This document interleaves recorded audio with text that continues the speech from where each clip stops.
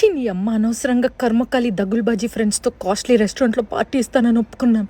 అసలు ఇంత నోటిదోలు అవసరం అంటే నీకు? అయినా నువ్వు పాస్ అయినావునా ఐఏఎస్ఆ ఐపీఎస్ఆ? బొచ్చు బీకాము, అది చిట్టీలు రాసుకుని మరి.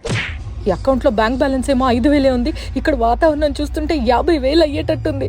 నీకుందే ఈ సంగతి మీ అమ్మాయి తెలిస్తే నీకు పెద్ద కర్మ పెట్టుద్ది.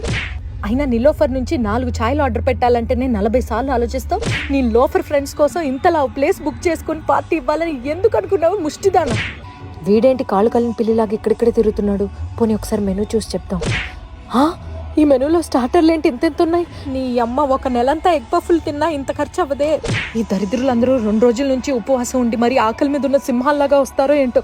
గొంతు కోసుకొని చచ్చిపోవే, పేడ వదిలిపోతుంది. అమ్మో అమ్మో, ఎన్ని ఆర్డర్లు పెడుతున్నారే మీ అమ్మ కడుపులు మాడ. ఇంకమ్మ చీకట్లో చిందులు అట్లాగా చిల్లి తింటున్నాను పన్నీర్ తింటున్నాను అర్థమై చావట్లేదు. కానీ పర్సుకు మాత్రం చిల్లి బాగానే పడుతుంది. పొట్టి బట్టలు వేసుకుని ఫోటోలు తీసుకొని ఓ మై గాడ్ అనడానికి ఇంత ఖర్చు పెడుతుంది ఏంటి ఒక్కొక్కరికి. ఇప్పుడు అర్థమవుతుంది నా ఫ్రెండ్స్ అందరికి బాయ్ ఫ్రెండ్స్ ఎందుకున్నారు. ఇలాంటి చోట్ల బిల్లులు కట్టడానికి ఒక బక్రాగాన్ని బాయ్ ఫ్రెండ్ చేసుకుంటారు. అమ్మో, మెనూలో ఉన్న రేట్ల ప్రకారం ఒక్కొక్క కరివేపాకు ముక్క కూడా 50 రూపాయలు పడింది. దీని తస్సు చెక్క వేస్ట్ చేసే ప్రసక్తే లేదు. అమ్మో, బిల్ వచ్చింది.